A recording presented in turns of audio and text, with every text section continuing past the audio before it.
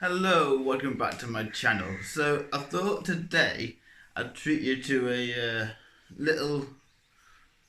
Well, I found out there's 19 steps to making a space marine, and these are happening when when I say the child, when the space marine, I want to say initiate, but at the same time that's not entirely correct. They've been attempted by the chapter to become a Space Marine, but they haven't become Space Marine Scouts as of yet. This is before all that, so there's quite a lot actually. There's 19 organs to become a Space Marine, and the first one that gets implanted, and these are all implants into the Space Marine's body. So this is gonna be there's a lot of things to be added into the body as well as what's already there. So the first one is the secondary heart, which this as I say is on the tin. It's there to help keep the blood pumping. It does this either if the primary heart is destroyed, or it just helps the primary heart keep the keep the blood pumping and lessens the work of the primary heart to so it can share the load. Then the second implant is the os modular. So this affects the bone strength, the bone length, and the bone density. So this is what gives Space Marines the wall of bone, and where the rib cage is on a Space Marine entirely one sheet of bone of interlaced ribs. So yeah, that is what's will I say that's what causes that. Then there's the biscopia, which affects all muscles. And that just means that the space marine is a lot stronger than your average human because, well, it affects the muscle growth hormones. Then there's the hemostasis, which affects the blood makeup and keeps an eye on the previous two implants, make sure that nothing goes wrong. There's a Laraman's organ, which helps to see, you know how our white blood cells tries to form a scab when we cut our skin. These do it much quicker, and but they do it much quicker and, as I say, slightly better. And I'm gonna guess here because these travel to the site and block it straight away when they come into contact with the air. Probably how you can lose an arm and not notice it until the apothecary is attending to you. Then there's a cataleplegian mode even, which is how the Space Marine can sleep while on duty. So they'll have their eyes wide open, but they can turn parts of their brain off at will. So yeah, that is a very handy trait to have. There is the Prionoma, which is a second stomach.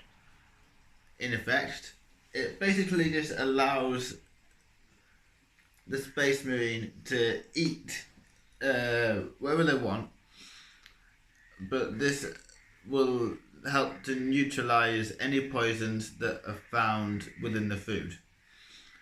Then there's the Omophaga. So a Space Marine has a fairly disgusting habit.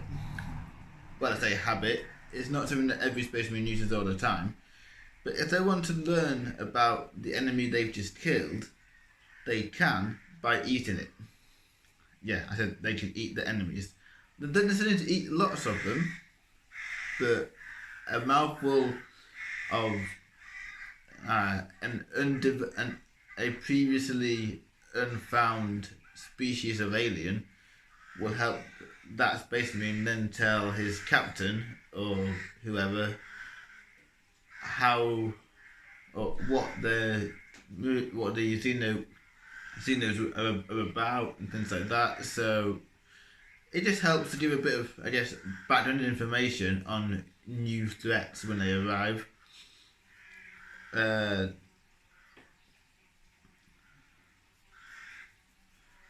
then there's the Multilun.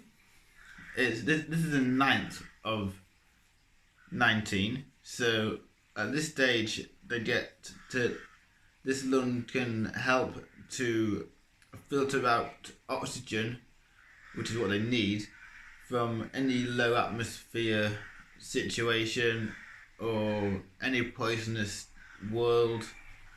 This is how Mortarion survived on Barbarous, because he's already got genetics that are much better than a Space Marine, so he can survive in a more poisonous atmosphere than any human can. Then there is the Oculope, which is implanted into Space Marines, which allows for eye improvement, and this can allow for their night vision to be improved to see as if it was daytime, without affecting the daytime vision at all. The Lyman's Ear, which allows them to filter out specific noises, so this allows them to ignore the sound of the bolters firing and focus on the enemy coming towards them. So bolters are loud, but they can ignore them. There's the Susan membrane, which allows a Space Marine to enter a period of suspended animation, and this is not something that they can turn on and off themselves. They can turn it on by themselves, but they can't turn it off by themselves, if that makes sense. They need somebody else there to introduce, I guess, the right chemicals to stop the suspended animation of the Marine. There's the melanchromic organ, which is how they react, how the skin reacts to the to radiation, and this allows it to detect what type of radiation and things like that. The ulotic kidney, which allows it to filter the blood, helps the secondary heart as well as all the other metabolism based parts of the implants. The neuroglottis, which is actually a really interesting one. So it protects the Marine by detecting which poisons are too deadly for him, stops him from eating it, and he'll then spit it back out. But it works out if the food he's eating is too deadly.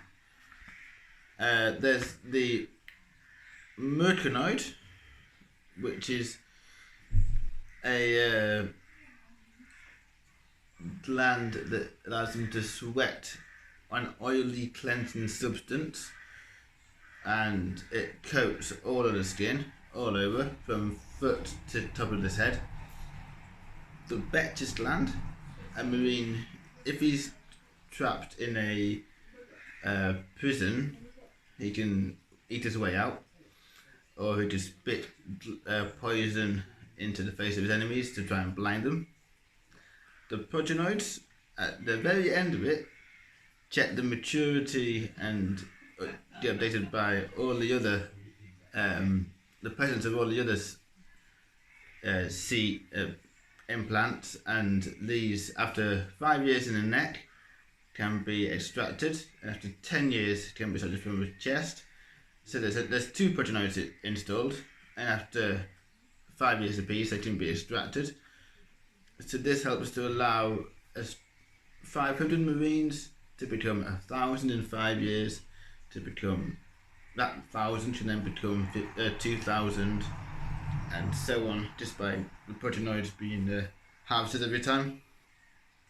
And then finally, probably the most important, this is the one that allows the Marine to interact with power armor as a second skin, and it is the black carapace.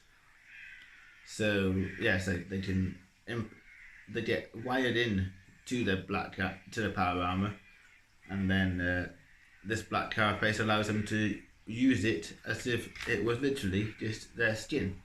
So yeah, that is how Space Marine was what a Space Marine goes under, as well as psycho indoctrination and all the rest of it, to become the killing machine of the 41st millennium.